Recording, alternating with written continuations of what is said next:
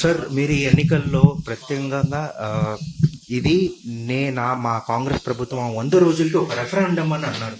అంటే ఇది కాన్ఫిడెన్స్ అనుకోవచ్చా, లేకపోతే ఇది ఓవర్ కాన్ఫిడెన్స్ కి దిగజారుతుంది? అంటే మేము సంక్షేమ పథకాలు అమలు చేసిన విధానానికి ఒక నమ్మకం ఇది. మేము సంక్షేమ పథకాలు అమలు చేసినాం కాబట్టి ప్రజలు వాటిని విశ్వసిస్తున్నారు. అందుకే మా పరిపాలన మీద మీరు నిర్ణయం తీసుకోండి, మా పరిపాలన చూసి ప్రజలను ఓటేయమని మేము అడుగుతున్నాం.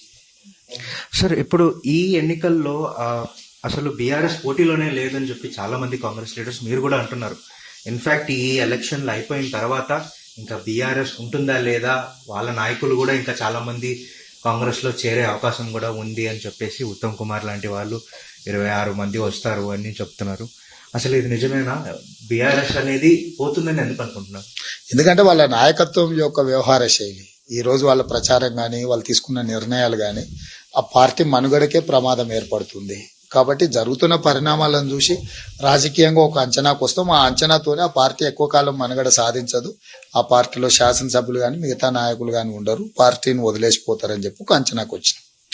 సార్, ముఖ్యమైనది ఇప్పుడు మీరు ఎక్కువ సీట్లు కాంగ్రెస్ కి తెలంగాణ ప్రజలు అయితే ఇస్తే కనుక పార్లమెంట్లో తెలంగాణకు ఉన్న సమస్యల మీద మీరు ఎలా ఫైట్ చేయబోతారు? ఫైట్ చేయాల్సిన అవసరం లేదు, మాదే ప్రభుత్వం ఉంటుంది కదా, నిర్ణయాలు తీసుకుంటాం. గతంలో 2014 రాష్ట్ర పునర్విభజన చట్టంలో పొందుపరిచిన అంశాలను అన్నిటిని కూడా నిర్ణయాలు తీసుకుంటాం. ఇంకా తెలంగాణకి ఏమేమి అవసరం ఉందో వాటన్నిటి మీద కూడా కేంద్ర ప్రభుత్వం నుంచి అనుమతులు కానీ నిధులు కానీ తెచ్చుకోవడం జరుగుతుంది.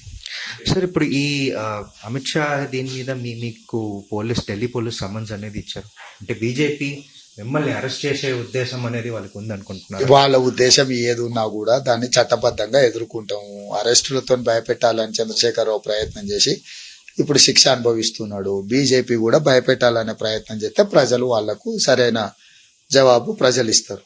సార్, చివరి ప్రశ్న, ఈ 100 రోజుల్లో 6 గ్యారంటీలు అమలు చేసేది ఒక మీ నినాదం. కాకపోతే ఇప్పుడు ఆగస్టు 15వ తారీఖు హరీష్ రావు గారు కూడా ఛాలెంజ్ చేశారు.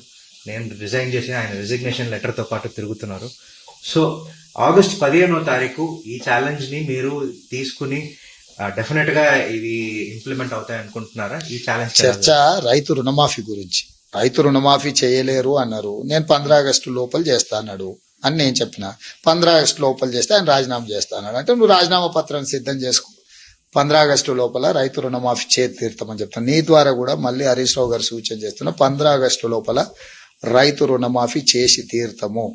రైతు భరోసా పథకం కూడా మే 9th లోపల వేస్తామన్నాం. మే 6 తారీఖు వేసి చూపించిన, మొత్తము 100% క్లియర్ చేసినాము. కాబట్టి అంచనాలు వేసుకొని బాధ్యతాయుతంగా వ్యవహరించి ప్రభుత్వాన్ని నడుపుతాం. 15 ఆగస్టు లోపల రైతు రుణమాఫీ చేస్తాం.